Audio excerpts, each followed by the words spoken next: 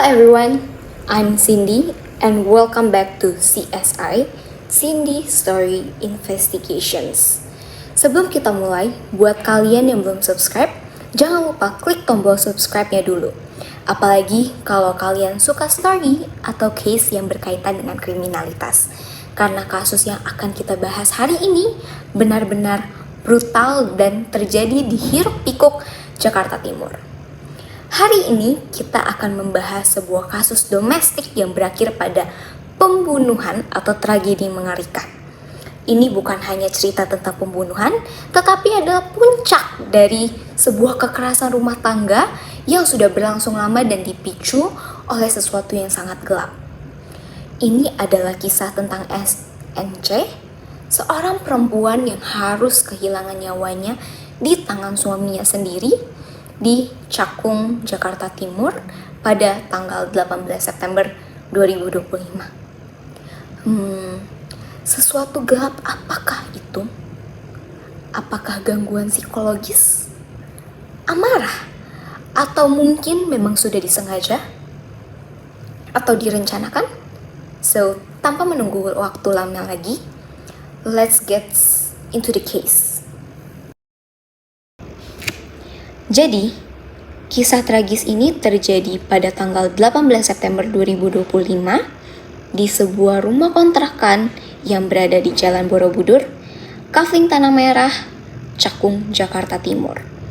Korbannya adalah SNC, seorang ibu rumah tangga yang berusia 30 tahunan yang tinggal bersama suaminya yakni MA berusia 29 tahun, ibu kandungnya SNC yang berusia 50 tahun berinisial M, dan kedua adiknya. Pagi itu, MA dan SNC terlibat pertengkaran hebat. SNC yang merasa terancam tersebut langsung lari masuk ke kamar ibunya untuk meminta pertolongan. Namun, beberapa detik kemudian, MA masuk ke kamar tersebut dengan membawa sebuah botol plastik berisi thinner. Saat SNC bertanya apa maksud MA, pelaku yakni MA langsung menyiramkan thinner ke wajah, rambut, dada, dan leher SNC. Tanpa ragu pun, MA ini juga langsung memantik api ke SNC sehingga tubuh SNC pun terbakar dalam hitungan detik. Ibunya, M, yang menyaksikan anaknya dibakar hidup-hidup tersebut, berusaha menyelamatkan SNC. Tetapi, alih-alih menyelamatkan anaknya, ia justru mendapatkan penganiayaan dari mantunya sendiri, di mana ia dipukul, diinjak, dan dianiaya sehingga wajahnya lebam, matanya bengkak, dan sekujur tubuhnya sakit yang tidak terbendung. Setelah melakukan aksinya, MA ini berlari keluar sambil meneriakkan kata, "Kebakaran, kebakaran!" Mencoba mengalihkan perhatian warga, lalu bersembunyi di semak-semak untuk melarikan diri. Warga yang mendengar hal tersebut langsung meminta bantuan kepada pemadam kebakaran. Warga tersebut pun sambil menunggu pemadam kebakaran berusaha memadamkan api rumah kontrakan tersebut dan memanggil SNC dan ibunya agar bisa keluar dari rumah. Saat pemadam kebakaran datang, pemadam kebakaran tersebut pun langsung menyiramkan air untuk memadamkan api. Saat evakuasi dilakukan, SNC dan ibunya masih dalam kondisi sadar dan segera dibawa ke rumah sakit untuk perawatan intensif. Namun, sayangnya 3 hari kemudian, yakni pada tanggal 21 September 2025, pukul 7.30 pagi, SNC dinyatakan meninggal dunia akibat luka bakar parah yang dideritanya. Ibunya, yakni M, masih harus menjalani perawatan intensif. Sebelum dirawat lebih jauh, Ketua RT setempat yakni Paima telah mendapat informasi dari SNC dan warga sekitar, lalu melaporkannya kepada Polres Metro Jakarta Timur. Dari sanalah investigasi pun dimulai. Saat SNC dievakuasi dan sedang menahan rasa sakitnya, SNC sempat menyebutkan penyebab kebakaran tersebut. Dan katanya, kebakaran tersebut dipicu oleh suaminya sendiri. Yang dimana SNC mengatakan bahwa dia disiram thinner dan dibakar oleh suaminya. Dan setelah diusut, ternyata MA sudah lama melakukan KDRT kepada SNC. Bahkan warga sekitar pun sudah mengetahui kebiasaannya yang temperamen tersebut. Bahkan warga pun menambahkan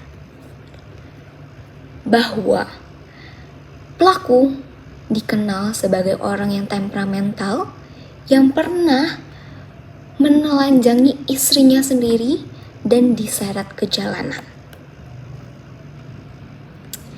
Namun, pemicu spesifik pada hari kejadian tersebut benar-benar sepele, yang dimana pada saat itu MA meminta untuk dibuatkan mie instan oleh istrinya. Tetapi menurutnya SNC tidak merespon dan malah sibuk bermain handphone. Dari situ akhirnya emosinya meledak dan cekcok besar pun terjadi antara MA dan SNC sehingga SNC berlari ke kamar ibunya. Namun tak lama kemudian MA masuk ke kamar ibunya dengan membawa thinner dan tragedi pun terjadi. Setelah membakar istrinya, MA berlarikan diri sambil berteriak kebakaran dan bersembunyi sebelum akhirnya kabur entah kemana. Pada saat MA meneriakkan kebakaran dan SNC dievakuasi, lalu SNC menyebutkan penyebab kebakaran tersebut, warga langsung mencari keberadaan MA, tapi ternyata MA sudah melakukan aksi kabur terlebih dahulu. Namun, setelah investigasi dilakukan dan pencarian MA ini dilaksanakan, 3 hari setelahnya, yakni pada 21 September sekitar pukul 7.30 malam, polisi berhasil menangkap MA di rumah kontrakannya sendiri. Ia ditemukan di kamar mandi sambil mengonsumsi narkotika jenis narkoba. Polisi saat itu juga menyita sejumlah barang bukti seperti 2 setel pakaian milik korban, 1 setel pakaian pelaku, botol thinner yang sudah bekas, korek api hijau, dan barang bukti lainnya. Dengan ditangkapnya MA sebagai tersangka utama tragedi ini, ia langsung diseret dan dibawa masuk ke pengadilan untuk diadili seadil-adilnya. Ia juga dijerat pasal yang berlapis, yakni pasal 44 ayat 2 dan 3 UU PKDRT, pasal 340 KUHP tentang pembunuhan berencana, dan pasal 351 ayat 2 dan 3 KUHP tentang penganiayaan berat.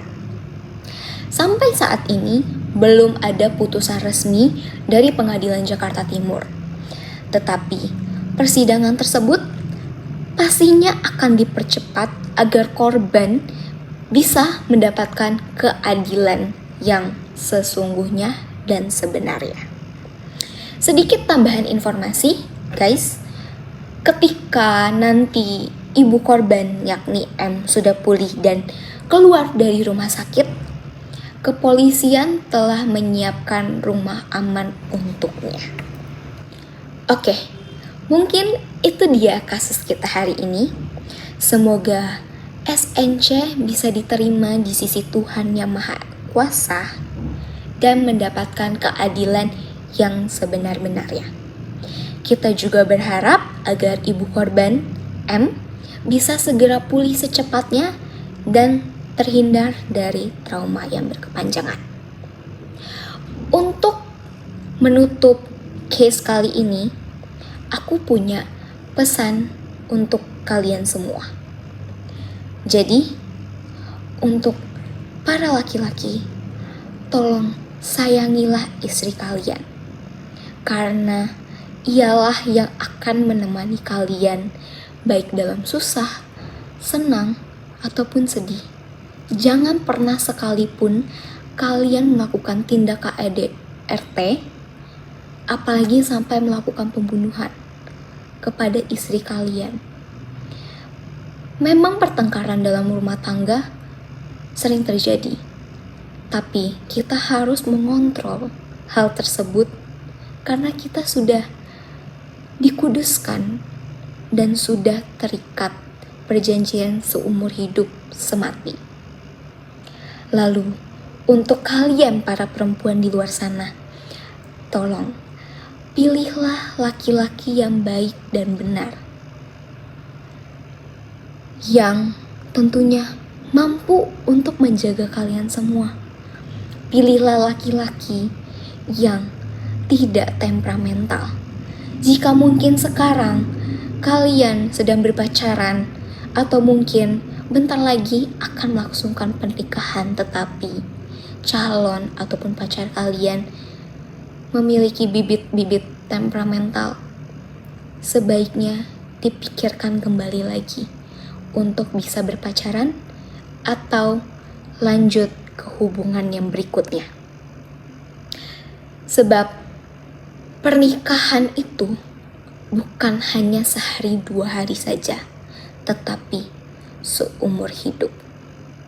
So, that's all for today case. Sampai jumpa di video berikutnya.